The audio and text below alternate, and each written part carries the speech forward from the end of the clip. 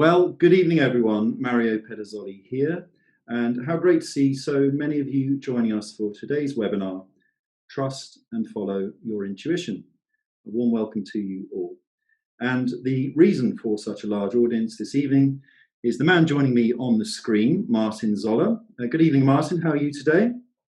Hi, Mario. I'm very well. Thank you for inviting me to your webinar. I'm very glad to share this moment with you and with your audience. That's great. It's our absolute pleasure. Where do we find you in the world today, Martin? Well, I just arrived to Vienna 1.5 hours ago. I flew in from Panama City through Amsterdam and back in beautiful Europe. International man of mystery. Well, we know how busy you are, so it is greatly appreciated. And for the audience today, a few words on Martin, who without question is one of the world's most renowned psychic consultants. Martin gives fascinating lectures and seminars on his predictions, the power of intuition, and the higher self all over the globe, including, in fact, at our very own Lanzerhof Wellness Resort in Tegernsee in the Bavarian Alps, which, if you have not visited, I do recommend strongly a visit. Martin has an ability to analyze the human aura. And simply put, it is an extraordinary sixth sense that he has, which he has been able to use to great effect. On an individual level, Martin has helped countless clients in recognizing personality, analyzing potential, and helping choose their future pathways. By analyzing and interpreting human aura and energy fields, Martin also advises and supports individuals with their professional, private, legal, and political matters. On a broader scale, Martin's skills have been able to assist governments, state security services, and law enforcement agencies with their inquiries and their work. Well, what of the term intuition? Well, in itself, it is challenging to describe and subtle in characteristic. In fact, it can easily be missed altogether. However, accessing and following the delicate voice of our intuition can be nothing less than life-changing.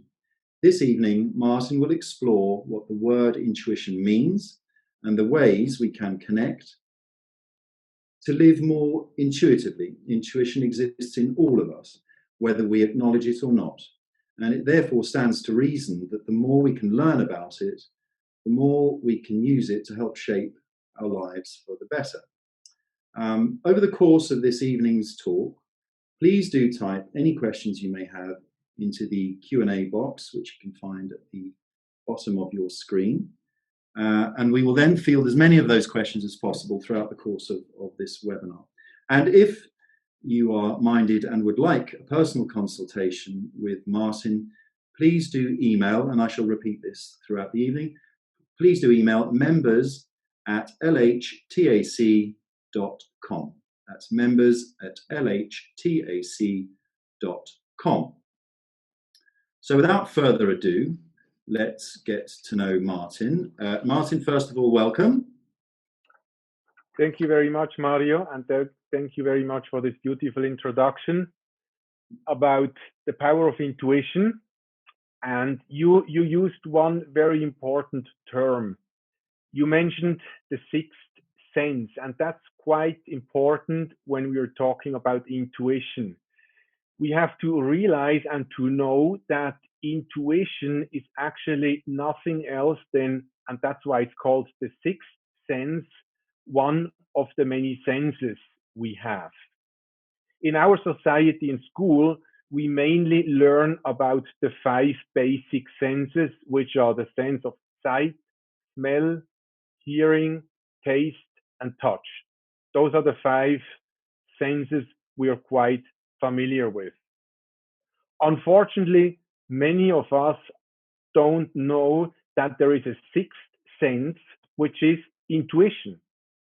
Intuition is something we are born with. That means each and every person is intuitive. You mentioned that as well in your introduction, and that's very important. It's one of the many senses we have. It's one of those we are born with, and we should in our lives learn how to implement in our daily activities, because using the power of our intuition helps us to live a, a brighter and a more, let's say, open and fulfilled life. Mm. Now, unfortunately, many of us, because they never exactly learned how to use intuition, it's very hard to understand where it's coming from or how it works. And as I mentioned before, each and every one of us is born with intuition, some a little bit stronger than others. I like to compare the power of intuition, for example, with arts. Each and everybody can learn an instrument or paint, but not everybody has the talent to become a professional musician or artist. The same with science. Each and everybody can learn math or languages, but not everybody has the talent or the capacity to become a professional doctor, scientist, or a translator of languages. And the same is with intuition. Some people, they have intuition very, very, very strong developed, and others, they have it in a, let's say, an average level, which is quite powerful and positive as well if you know how to work with it and how to implement it in your life. But then there are people who have this talent, who are born with this talent, like other people are born with the talent of art, of science. And those who realize that they have this, let's say, gift or talent of intuition and learn how to develop it, can use it in the way I do it. For example, by, you mentioned auras, so by reading auras, by connecting to people and their higher self to see where in their life they stand, what their present situation is, and how they can get better in what they do and become more successful and happy. So basically, intuition is a very powerful tool to help us to become more aware of who we are, and what we can do with our life.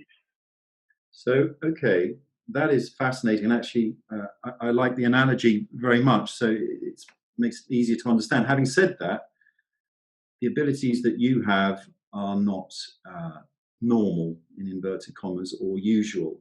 And if are all born with it, do we all have the ability to develop it and sharpen it and hone it with age? Do you see that is possible in all of us? Oh yes, in my opinion, the sixth sense or intuition is could almost be a kind of science. Why science? Science because there are many ways to explore intuition. There are many ways to work with intuition, and there are many ways to tap in these fields to get insights about one's own life or lives of other people. Now, there are many techniques to do so. I would say that one of the most basic techniques is meditation, which helps us to get in our inner silence, to connect to our inner voices, and to learn how to interpret them. At this point, I want to share two basic daily situations which all of you know and which are giving a brave idea of how intuition works in daily life. All of us know the situation that we are reading a book, we think of someone, and a couple of minutes later, this person is calling. Now, if this happens once or twice, we could say it's coincidence, but not if this is happening many times or over and over again. Why is this intuition? It's a kind of telepathy what happens there, and telepathy is intuition as well.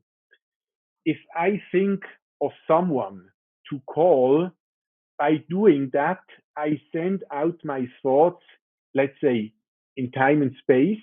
I send them almost out like an antenna. And the other person I'm going to call up, if this person is intuitive, gonna feel my thoughts, gonna receive them, and gonna think of me. So in first place, what seems to be a thought in that situation actually is nothing else than a telepathic communication. Now, in that case, if I receive this thought of this other person who's going to call me up. And a couple of minutes later, I really received this phone call. And by knowing this way, how it works, I wouldn't say anymore, wow, what a surprise you called me. I was just thinking of you. But I would say rather that I felt that you're going to call me because you came up in my mind. But did you The say same happened. you're late? I was expecting your call. Exactly. Yes, that's another way to do it. Yes. Or a second example, if you're walking somewhere, you think of someone, and a couple of minutes later, you're going to cross the path of this person.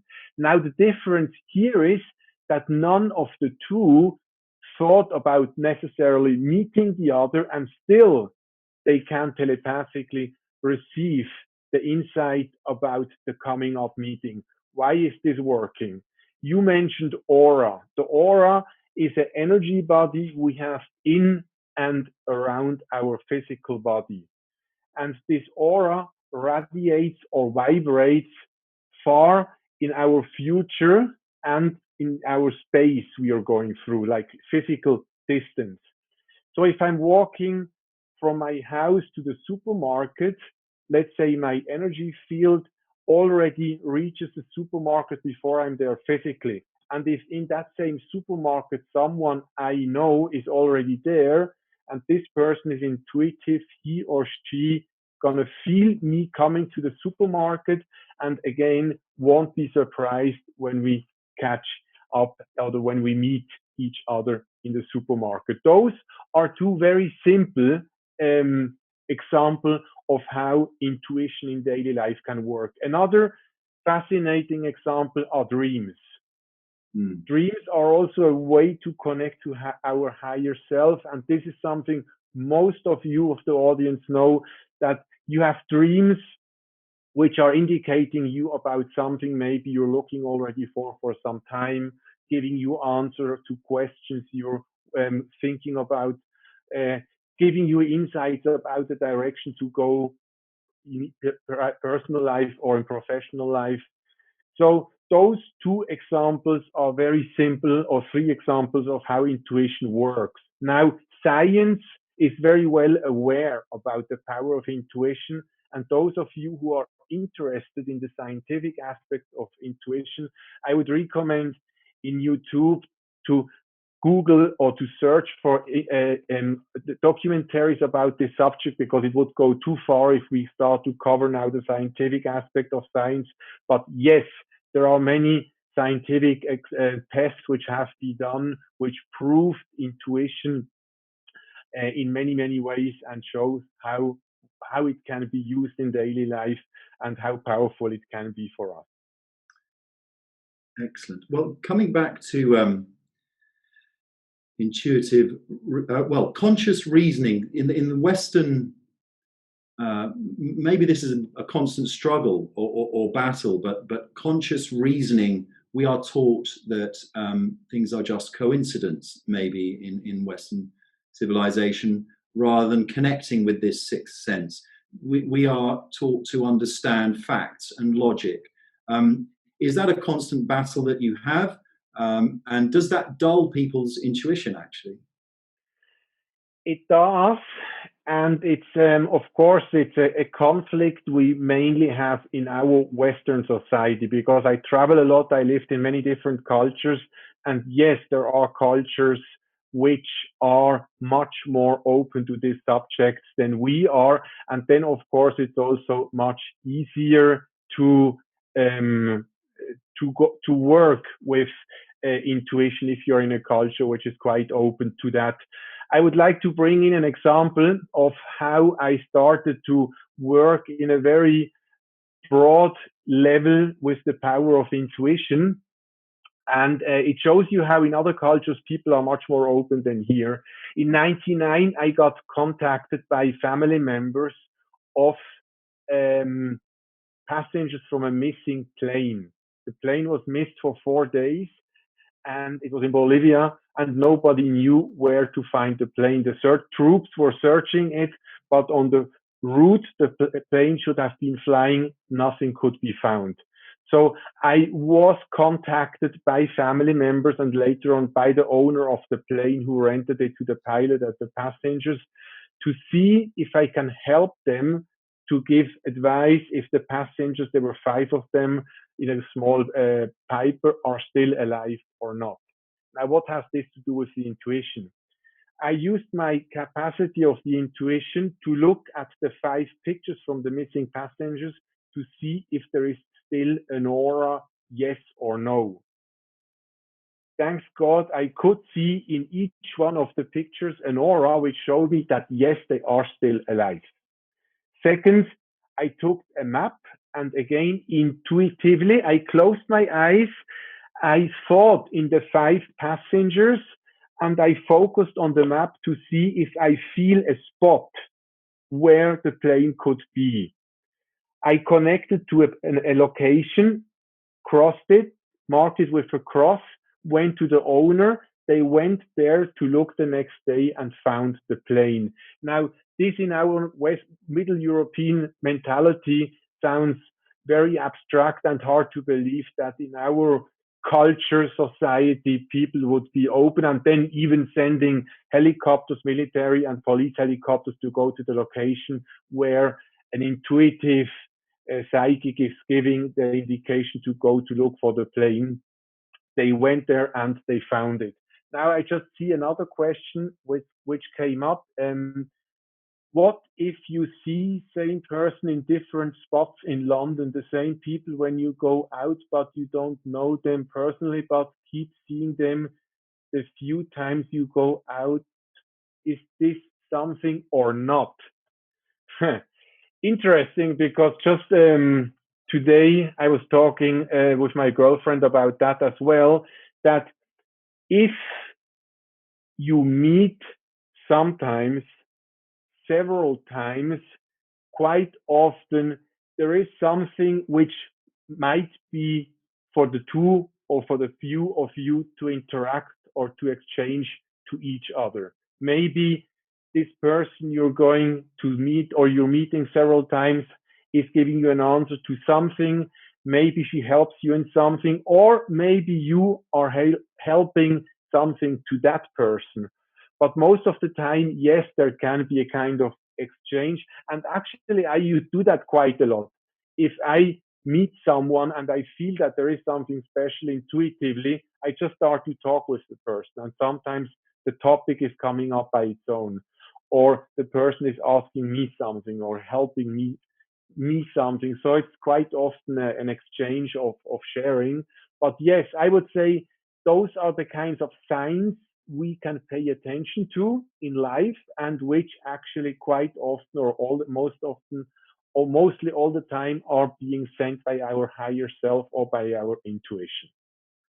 Martin, going back to that incredible story where you located the plane, did you say that was in South America?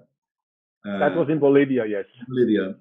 And you mentioned the aura, and I'd like to maybe dwell on that for a bit. And it's something we spoke about offline earlier. Your ability to see the human aura, this is clearly not normal. And although intuition is in all of us, as you say, we are born with it. When did you start to realize maybe that you had this extra special ability to see the human aura, and maybe describe that a little bit more? Well, when I was a child already, I felt quite a lot. Sometimes I saw energies, I saw sometimes vibrations, colors I couldn't identify at that time and somehow left it on the side. Only later, when I got older, when I was turned 21, I started to focus more on those subjects again because I felt there is something to develop and I felt there is something which can be learned from all of that. Now, again, intuition and being very intuitive is not just like given to you and you can use it from day one. Again, I would like to use the example of art or of music. If you know that you have a good talent for music, it doesn't mean you can sit down and just play instruments without learning the technical side of the instrument, learning the notes, or learning at least the way of the strings, depending on the instrument, how to blow and how to play it. So there is a lot of learning as well for the technical aspect of music, for example. And the same, of course, it's as well with intuition. You need to learn how to use intuition. You need to learn how to implement. And that's what I did when I was 22, 23. I learned a lot about it. I went almost a year to India because I felt that there are many people I can learn from, which was the case. I had some teacher in South America, an Argentinian woman was very important, an American man was very important. I learned from them for a couple of years. So I had my teacher to learn those techniques, and it took me several years, and still now I'm learning. So it's hard work. It's not just like, okay, I'm intuitive, so now I'm gonna read the world and the universe. I wish it would be so easy, but it's not. I see that we have another question Yeah. here. Yes. Yes. What do you think about experiencing our parents' fears? My father was afraid of needles, and I ended up with a needle in my foot. My mother was afraid of certain type of person, and I met this person twice. We both looked at each other. Um, yes, we can say that. Okay, back to the scientific examples, or scientific experiments or tests which were done with intuition. It was found out that the strongest intuition is between parents and children, mothers, and mainly mother and their children, and vice versa, of course, as well. So yes, we are capable of receiving insecurities or fears, or also thoughts and happiness of our parents or of our brother or of our wife or of our husband, people we are very, very close connect to. And yes, this is possible, and we can really connect by that. There is another interesting question. Is the loss of intuition related to abuse? No, because intuition is neutral. Intuition, as I said, is a sense.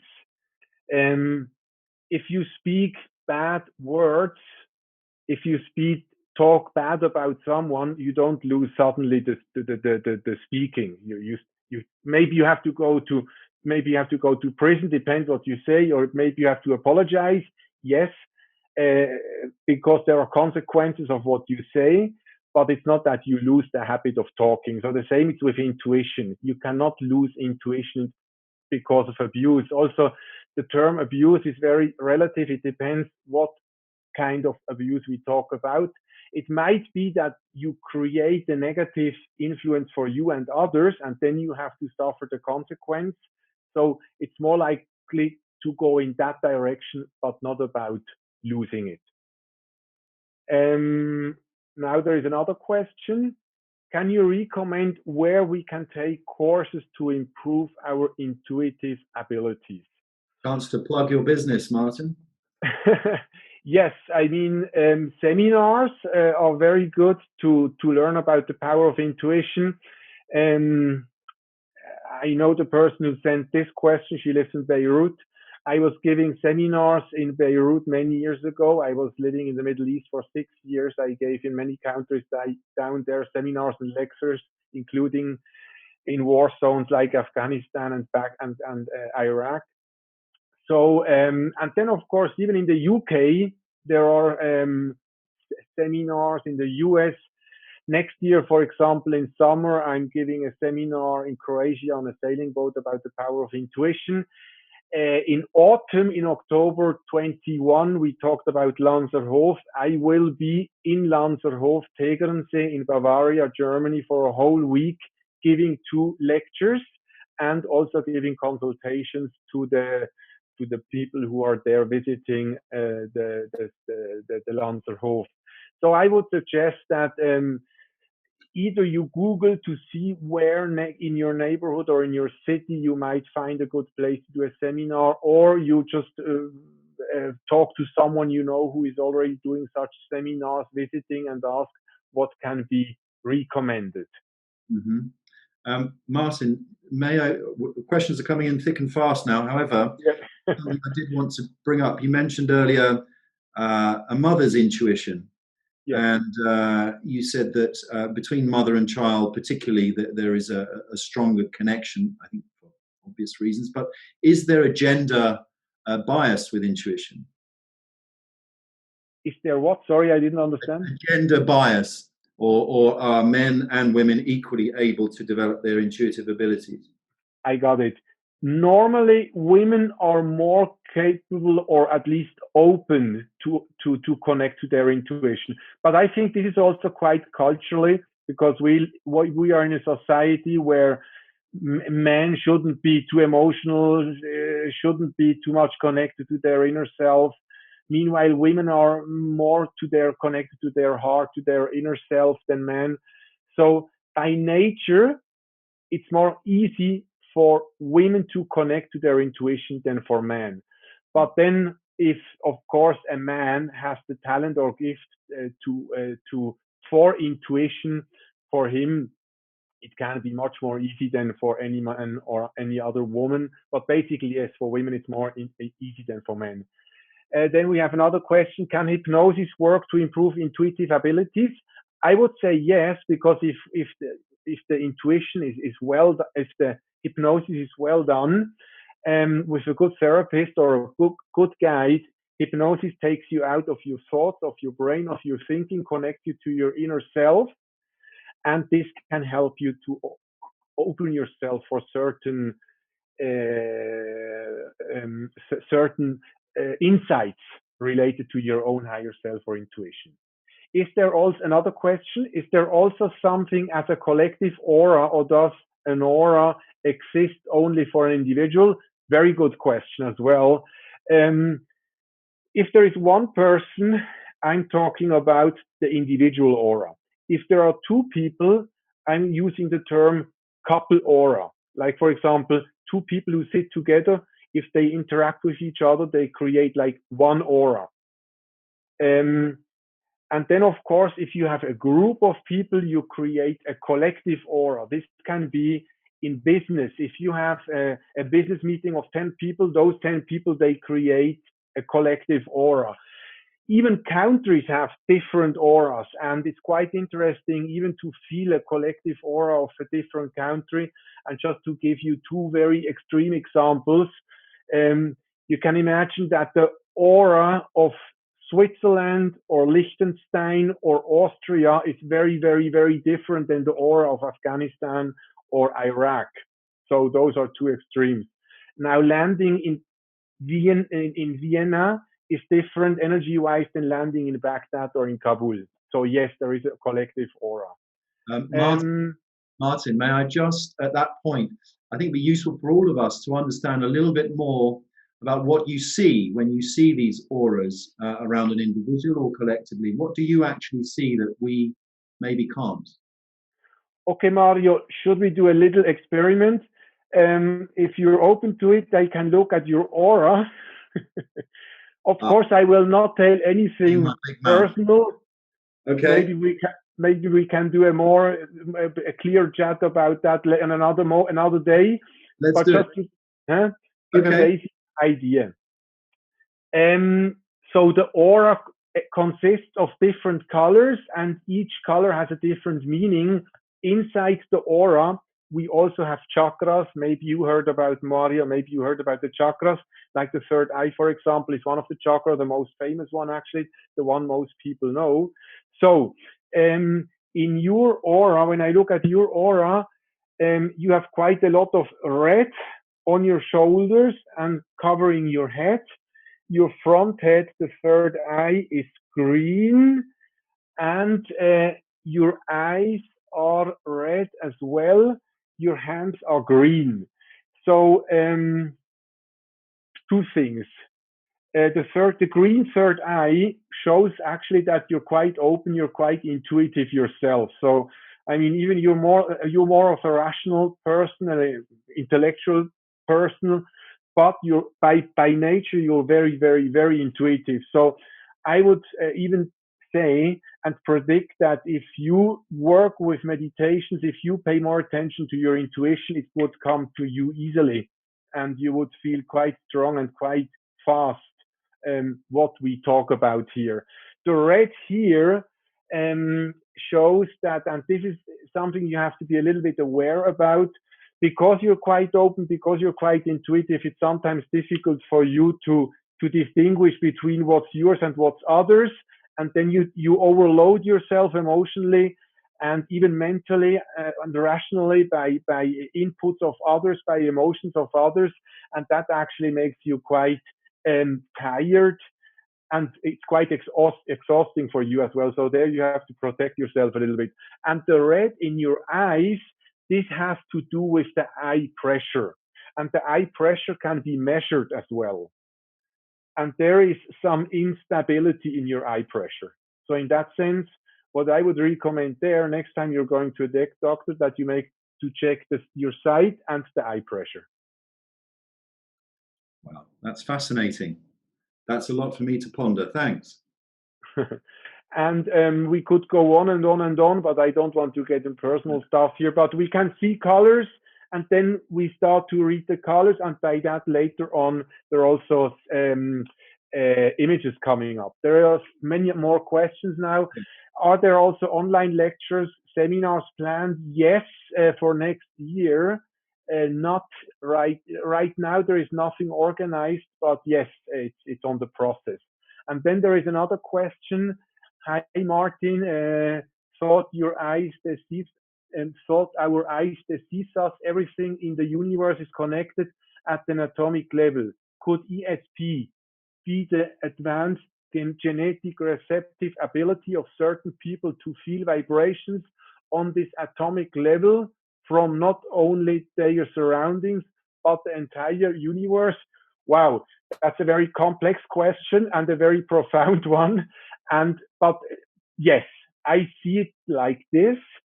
You can connect with your intuition, with your sixth sense. You literally can connect to, as I call it, time and space different realities. Like you can connect to the aura of another person. You can connect even to non-physical existences. So yes, it's I would say it's quite endless if you open yourself to it.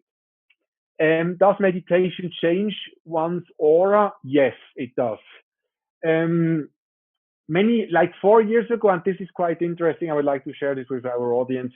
4 years ago, I live in Panama, and 4 years ago, I lived in a very nice mountain hill station called Boquete.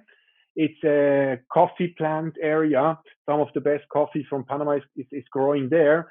And there was a man, he had a Kirlian camera, an Aura camera.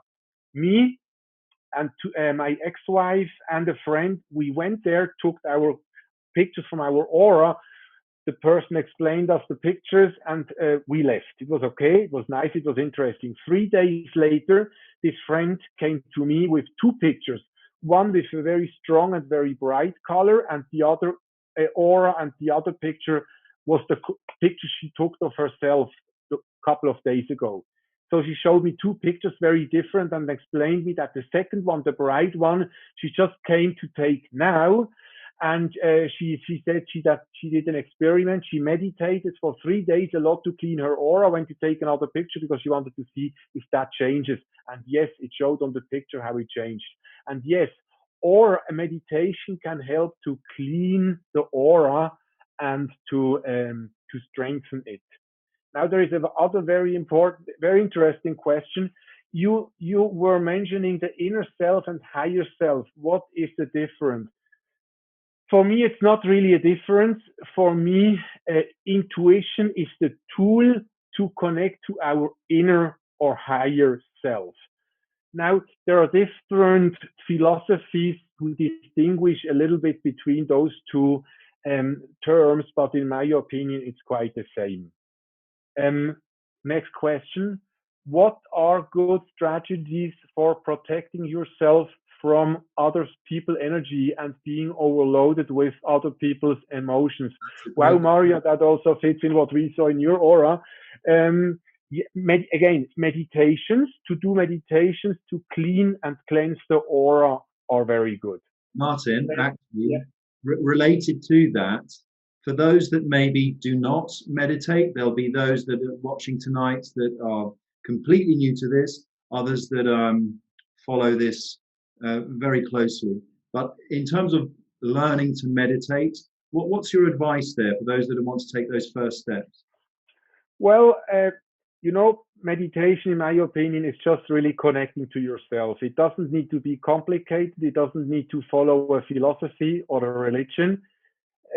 Meditation can be going in your garden, sitting under a tree, closing your eyes and just breathing in and out. Meditation is about really feeling about what's happening inside of yourself and how you feel. Meditation can also be a guided one, and there are very good guided meditations on the internet. For those who speak German, for those of you who speak German here in the audience, if you Google my, or if you search on YouTube with my name and the word meditation, you're gonna find two guided meditations in German.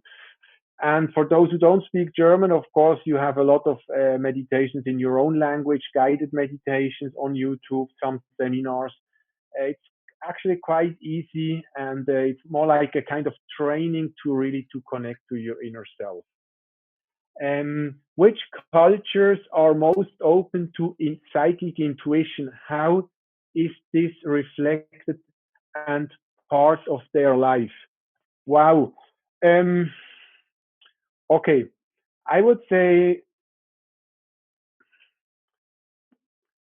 what surprises a lot of people um, when I say this, because it's not really expected, but the Middle East, for example, people in the Middle East are very, very intuitive, are very, very, very strong working with their intuition, regardless if Israel or Arab countries. I lived in both places, but people in the Middle East are very emotional, and that's why they're also very much connected to their inner self, and because they still have a lot of connection to old traditions, to even to archaic knowledge. The same works with India, but from India, everybody expects it to be like that. South America as well, people are quite intuitive, open for these abilities. I was working with politicians in Nigeria couple of years ago for election consultations. They're quite open as well for what I learned. I would go that far that besides, let's say, our scientific focused and oriented culture or society, besides that, quite a lot of them are still very, very open to what we talk about here. In your opinion, who is the best psychic in the world currently? Wow, I think that's quite difficult to say because, for example, the term psychic is very much related to our culture and tradition. In other cultures, they call them shamans or medicine men or seers. So I couldn't really tell who's the best one because I met a lot of amazing psychics, healers, shamans. I did also documentaries, movies about such topics, shamans in South America. I met amazing people, so I wouldn't dare to put it down to one or two people because there are many talented people around the world. Do you think that the higher self is kind of waiting for the contact and the exchange? I don't Beautiful understand that question. question, Martin, actually. What does it mean?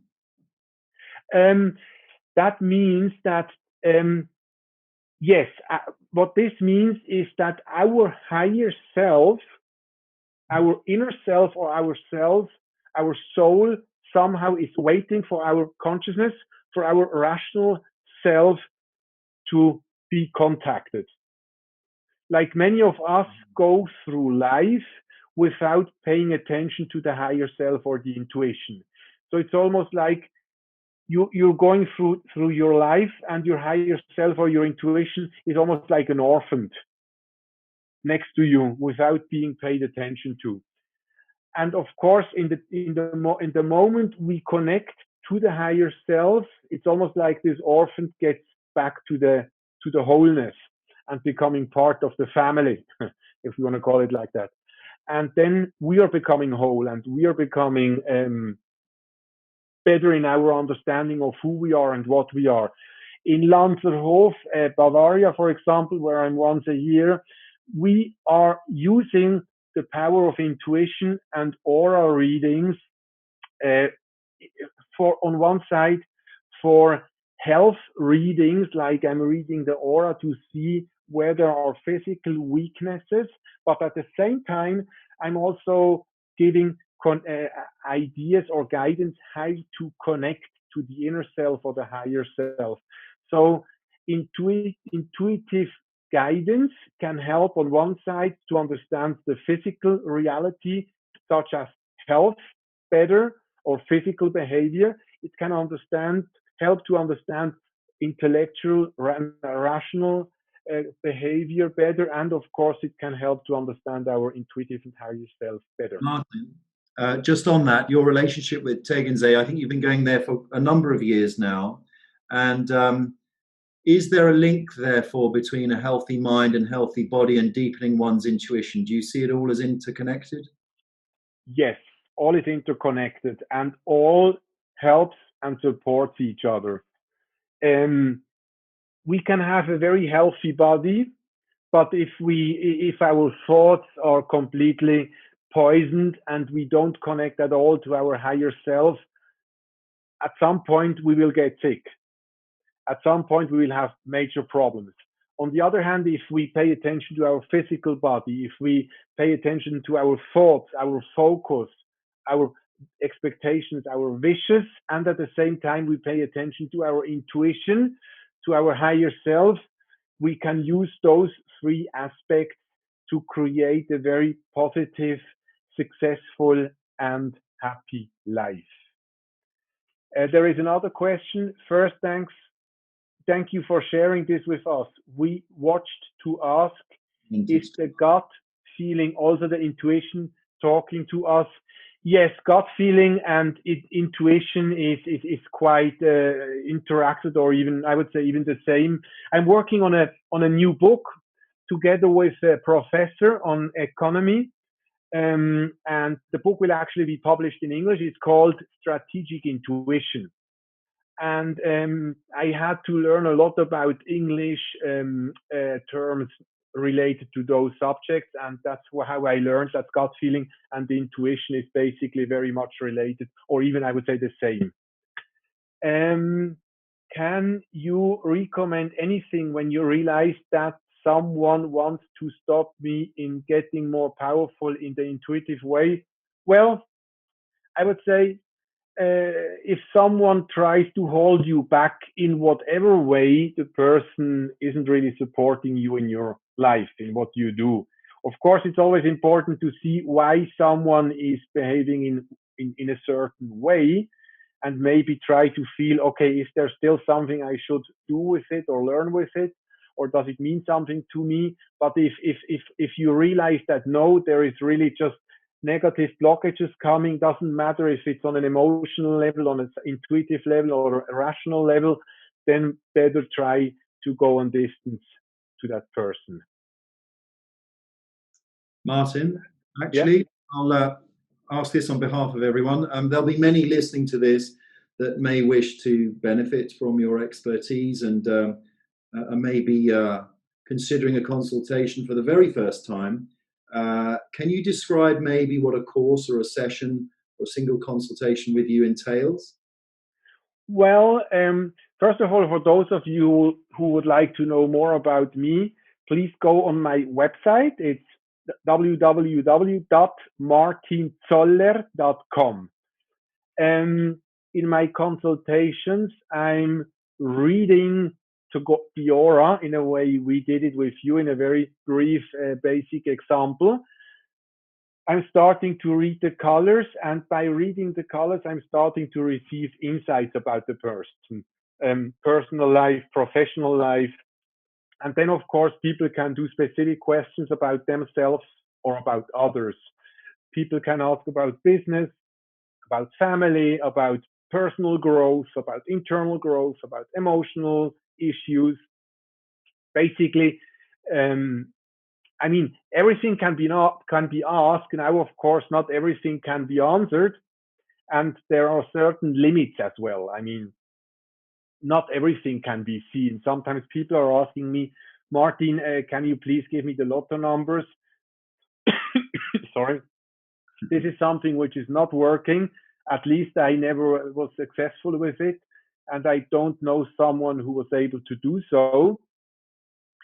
There are other things which are also difficult to see, like, for example, I don't know, specific birth dates. In my case, I don't really see. Sometimes they're just like people would like to ask something I feel or see is not possible to get an answer to, simply because it's not good to know, it's not good to see, or it's against certain moral and ethical rules which are also there.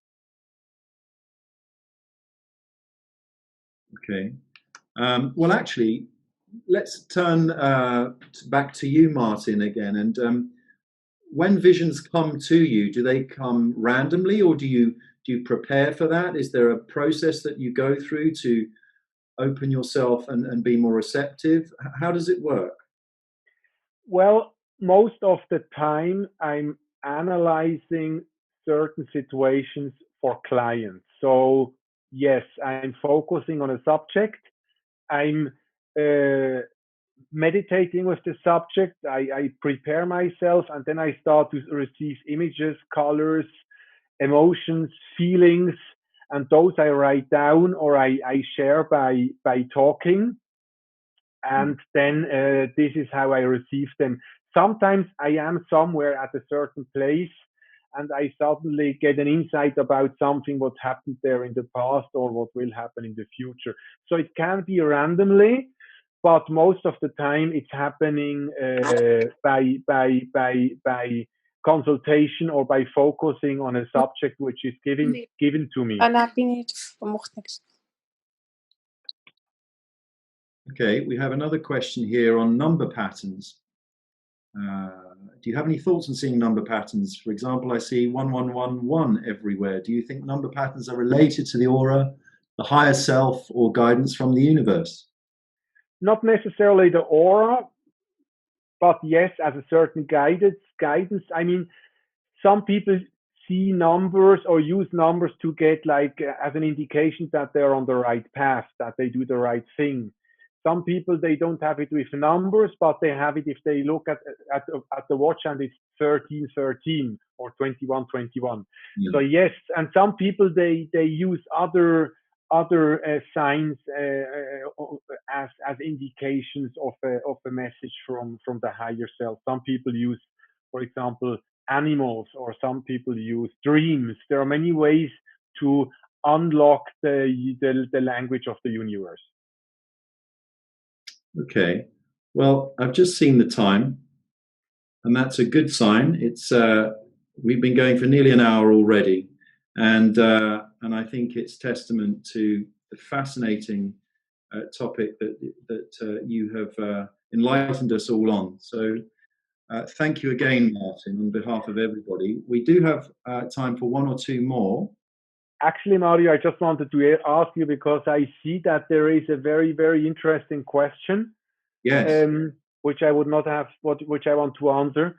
The meanings of the color you see in the aura fields are based on your own intuitive insight in the moment or over time or in a more collective knowledge base. Okay, actually, if an intuitive person is reading someone, he or she is translating information from the higher self or the energy field of the other person. And this translation is very individual. So that means if in my case, for example, fear would be red, and I'm reading someone who is very fearful, I would say, oh, your aura is very red because you're very fearful. Someone else might see the subject of fearful as brown. So he or she would not see red, but brown, because brown is the interpretation of fearful. A third person might see, I don't know, a cat, because he or she relates fear with cat. So, no, and this is very important, there is not necessarily a collective language to interpret the energy field or the higher self of other people. This is very much related to your own perception, to your own culture, to your own education. Mm. And then another question, does superstition play a part in tuning into one's intuition? Some cultures follow beliefs such as evil eye or using feng shui to prevent the effect of negative forces. How can we resolve difference between listening to our intuition or following a superstition? Great question. That's a very good question and very important. Uh, okay.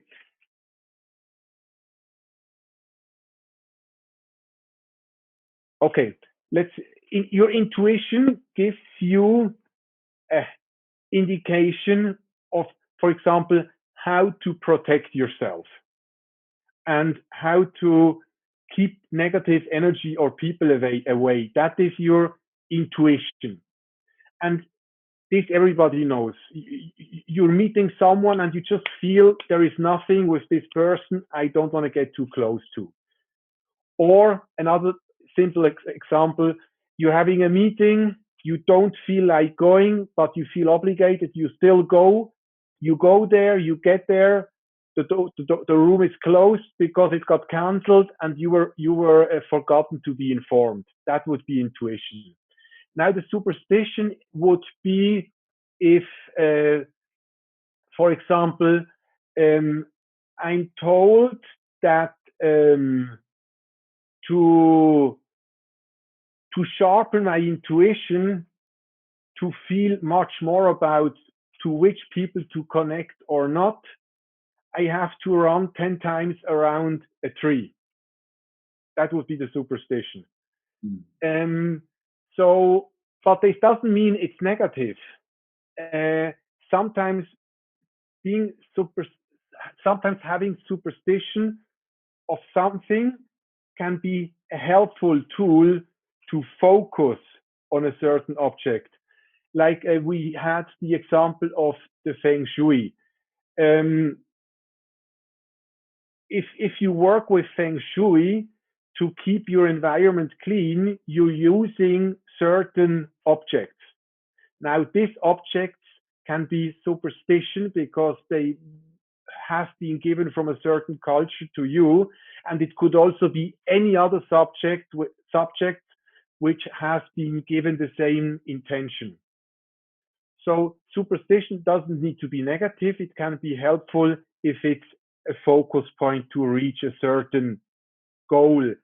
It's dangerous or negative if it's turning into fanatism, into a doctrine, or into a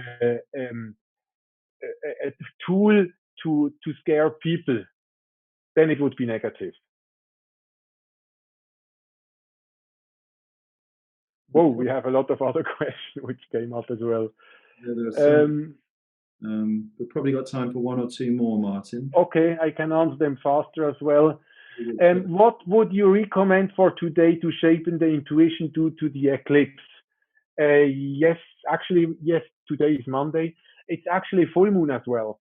Well, what I would recommend, go outside if you can, sit somewhere nice, look in the sky, meditate a little bit, try to see the moon. If you can't, stay in your place, just meditate a little bit, put your phones on the side, your tablet, your computer, and just listen to some nice music, classical music, whatever you feel to meditate and try just to feel about yourself.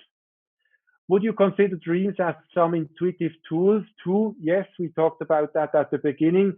By the way, those of you who were not able to listen from the beginning, because we talked about dreams from the beginning, this podcast will be online in a couple of days, so then you can listen everything. When someone dies, how long does it take until the aura disappears? Quite a good question. But there is no specific time window. Some energies, some souls, they stay longer than others. Some they go vanish immediately, and some they stay for much longer time.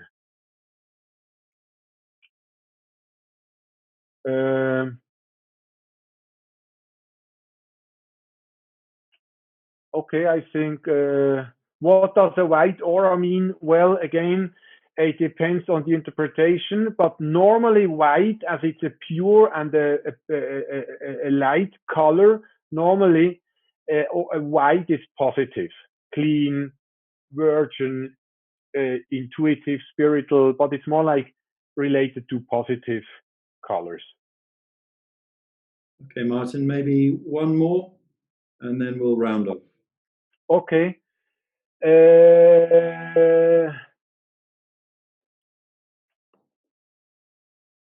Oh, this is an interesting one that I spoke about. You spoke about chakras. What exactly is that? Okay, we spoke about Mario's third eye a couple of minutes ago. There are 7 chakras in the aura. The aura is our energy body. I also call this spiritual anatomy. So we have a physical body, that's physical, biological anatomy. Then we have an aura, that's let's say intuitive or spiritual anatomy, like the body. And in this body, like the physical body has his organs, we also have organs in our light body in the aura. And there are 7 main chakras, so 7 main organs in this light body. Each one of the chakras has a different meaning. The third eye we talked about with Mario before is about intuition, telepathy.